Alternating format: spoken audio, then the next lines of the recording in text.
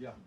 That's my question. That's the question I'm trying to ask. So, for those who did not hear, how do we address the fact that there is faction and some level of division, it appears, within the Democratic caucus in the House, which may speak to division within the Democratic electorate more broadly, nationally?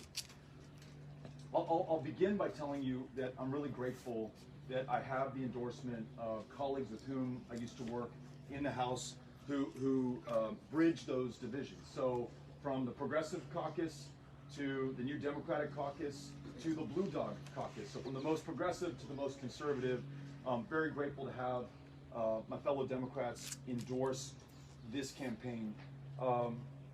I think our party, in our country, the world's greatest democracy, is big enough to have these debates and these conversations, to have this robust discussion, and then come to what I hope ultimately is a consensus vision for our party and for the country. So this recent debate about how to address funding at the border for those kids who are toddlers without diapers, soiling themselves in the floor on which they're going to sleep that night. How do we make sure we get them the resources, the humanitarian care, but also ensure that there is oversight and accountability for those who are responsible for the fact that 6 kids over the last year have died within CBP care? I'm grateful that they had the conversation. Grateful for Congresswoman Ocasio-Cortez and for my hometown Congresswoman Veronica Escobar, who made that bill better than it otherwise would have been.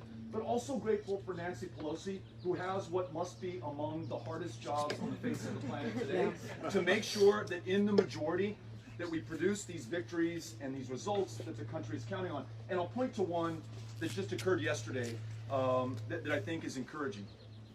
So we're 18 years in war in Afghanistan, 28 years at war in Iraq. We're in Somalia and Yemen, in Libya as well, Syria tonight too. President Trump has threatened to take us into war in Iran.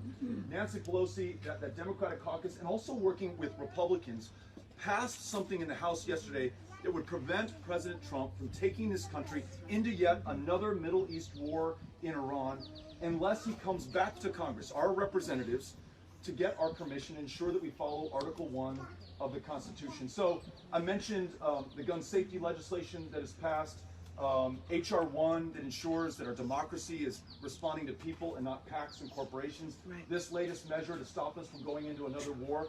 I understand that debate, those divisions are there, but I also want to call our attention to that progress that is taking place. And let's just make sure that when that debate happens, that we have it in good faith, listen to one another, and then at the end of the day, stay focused on what I'm focused on, what you're focused on.